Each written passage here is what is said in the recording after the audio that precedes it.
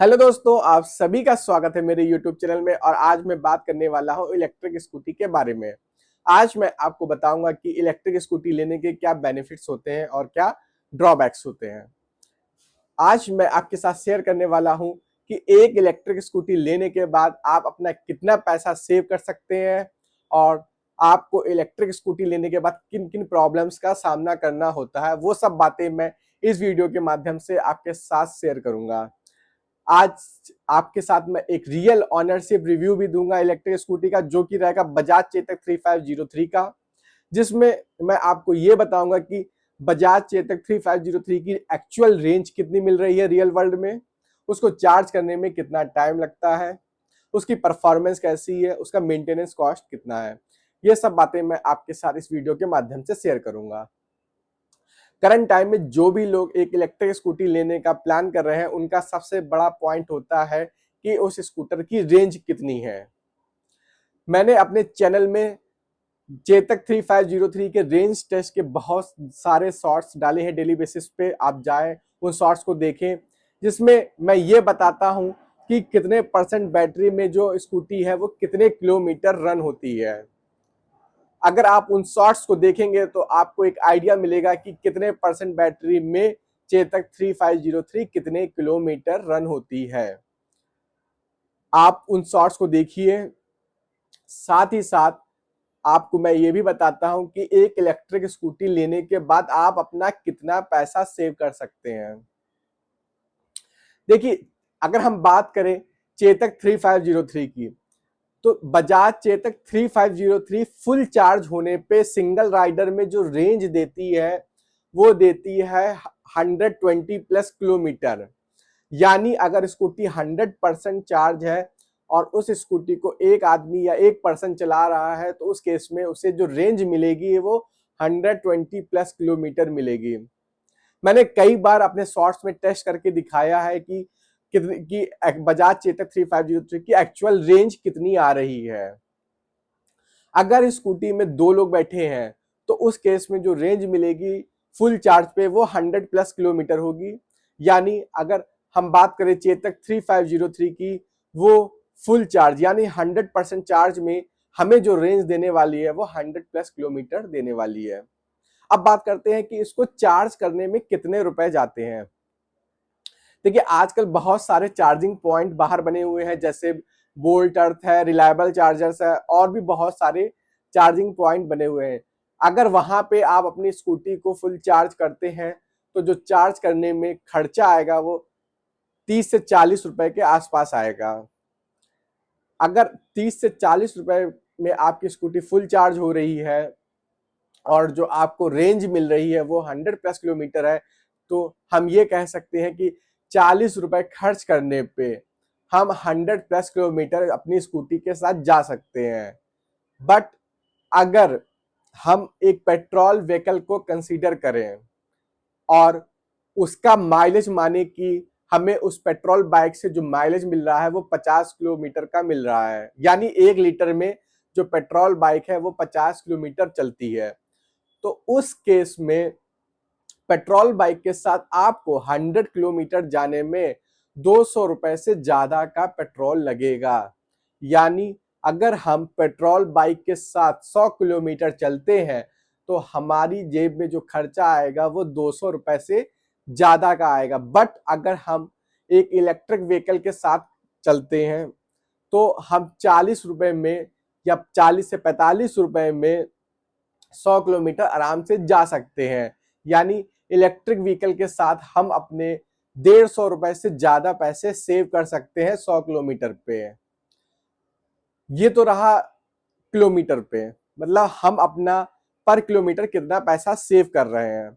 यानी अगर हम एक रफ आइडिया माने तो पर 100 किलोमीटर पे हमारे इलेक्ट्रिक स्कूटी जो बचत कर रही है वो समथिंग अराउंड 150 रुपए से ज्यादा की है। साथ ही साथ इलेक्ट्रिक व्हीकल में इंजन ऑयल का खर्चा नहीं आता है। अगर आप एक पेट्रोल व्हीकल चलाते हैं तो आपको पता होगा कि आप जितना ज्यादा व्हीकल पेट्रोल बाइक चलाएंगे आपको टाइम टू टाइम अपना इंजन ऑयल चेंज कराना होगा। तो यहाँ पे भी आप इलेक्ट्रिक व्हीकल के साथ अपना पैसा सेव कर सकते हैं। तो यहाँ पे भी आपने इलेक्ट्रिक व्हीकल के साथ पैसा सेव किया। इलेक्ट्रिक व्हीकल इलेक्ट्रिक स्कूटी लेने का एक बेनिफिट और भी है कि आपका जो बूट स्पेस मिलता है वो काफी बड़ा है। मैं अगर बात करूं चेतक 3503 की, तो इसका बूट स्पेस यानी डिक्की में जो स्पेस आता है वो बहुत बड़ा होता है, जिसमें आराम से आपके 2 हेलमेट आ जाते हैं, जिसमें एक बड़ा हेलमेट और एक छोटा हेलमेट आ जाएगा, और साथ ही साथ कुछ छोटा मोटा सामान भी आप रख सकते हैं। और उसके साथ ही स्कूटी के पास हमें लेग रूम में भी स्पेस मिलता है, जिसमें हम अपना सामान रख सकते हैं। बट अगर हम वहां पे पेट्रोल बाइक देखें तो हमारे पास ऐसी सुविधा नहीं होती है। बट अगर हम एक पेट्रोल स्कूटी लेते हैं तो हमारे पास वो स्पेस रहता है, बट पेट्रोल स्कूटी का फिर माइलेज कम हो जाता है। तो इलेक्ट्रिक स्कूटी लेने के साथ हमें ये भी एक बेनिफिट मिलता है। बट बेनिफिट्स के साथ साथ एक ड्रॉबैक्स भी आता है। सबसे बड़ा ड्रॉबैक्स क्या है कि आपके माइंड में हमेशा ये रहेगा कि आपको कहीं जाने से पहले स्कूटी को चार्ज करना है। स्कूटी चेतक 3503 फुल चार्ज की बात करें तो 0% से 100% चार्ज करने में इसको अप्रॉक्स 5 घंटे लग जाते हैं। बट अगर स्कूटी को 20 से 30% से चार्ज करते हैं तो ये 3 घंटे के आसपास में फुल चार्ज हो जाती है। यानी अगर हमें कहीं जाना है इमरजेंसी में, तो उस केस में क्या होगा कि हमें अपनी स्कूटी को चार्ज करने में वेट करना पड़ेगा। यानी हमें जब तक स्कूटी फुल चार्ज या कुछ चार्ज नहीं हो जाती तब तक हमें वेट करना होगा, अगर हमारी स्कूटी चार्ज नहीं है और हमें इमरजेंसी में कहीं जाना है।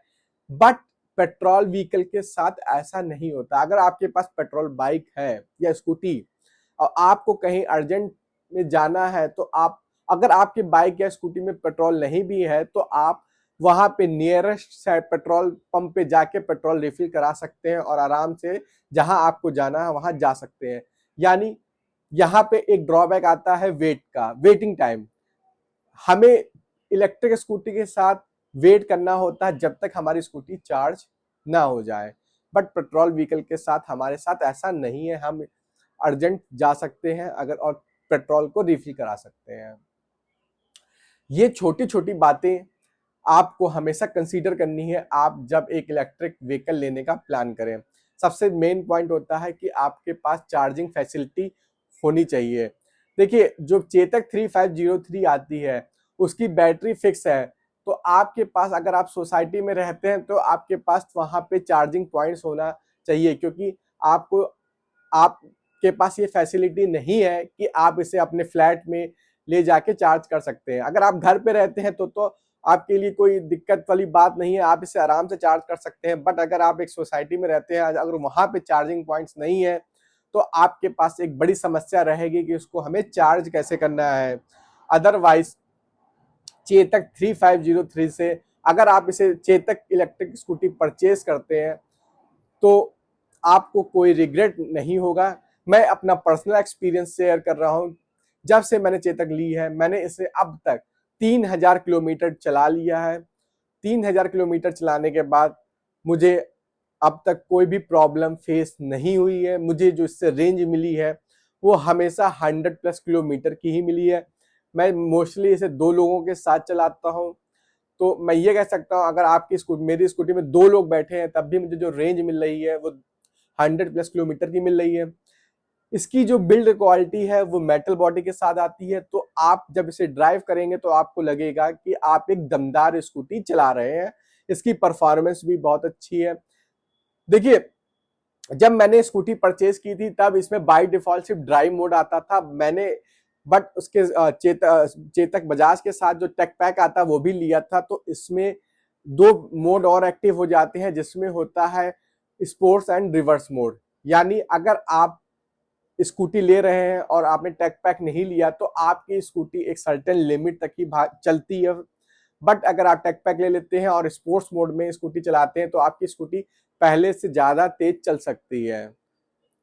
अब बात करते हैं कि हमारा इसको मेंटेन करने में कितना खर्चा आता है। देखिए चेतक 3503 की मैंने फर्स्ट सर्विस कराई थी 1400 किलोमीटर पे, और जो खर्चा लगा था यानी जो पैसे लगे थे वो 450 प्लस लगे थे। अगर आपके पास एक पेट्रोल बाइक है या स्कूटी है तो आपको पता होगा कि हम जब भी एक पेट्रोल बाइक या स्कूटी की सर्विस कराने जाते हैं तो उसमें कितना खर्चा आता है। बट इलेक्ट्रिक स्कूटी के साथ ऐसा नहीं है, इसका मेंटेनेंस कॉस्ट पेट्रोल व्हीकल के कंपेयर में बहुत कम है। मैं आगे भी अपने वीडियो के माध्यम से चेतक 3503 से जुड़ी हुई बातें आपके साथ शेयर करूंगा, जिससे आपको एक आइडिया मिलेगा। तो जो भी लोग एक इलेक्ट्रिक व्हीकल लेने का प्लान कर रहे हैं वो इन बातों का जरूर ध्यान रखें। और अगर आपको ये वीडियो पसंद आया तो वीडियो को लाइक करें, मेरे चैनल को सब्सक्राइब करिए। आगे भी मैं आपको और भी यूजफुल इंफॉर्मेशन दूंगा। अभी के लिए ये वीडियो यहाँ पे समाप्त करते हैं। आप सभी को नमस्ते।